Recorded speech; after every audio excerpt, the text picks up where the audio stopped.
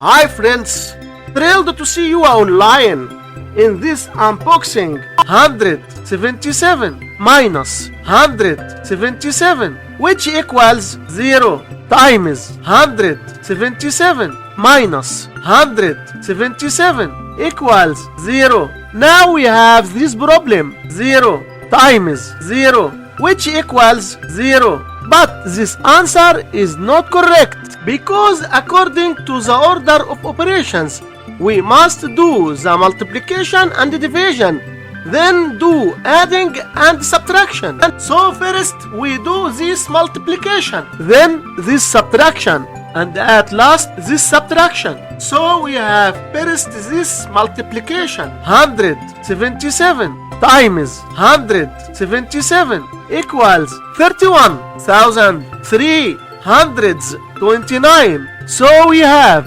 177 minus 31,329 minus 177, and we have two subtractions. According to the order of operations, we do this subtraction, then this subtraction. So 177 minus 31,329, which equals minus 31,152. So we have minus 31,152 minus 177, which equals minus 31,329. And this is our final answer for this problem. Thanks for watching. Like, subscribe, and share for more adventures.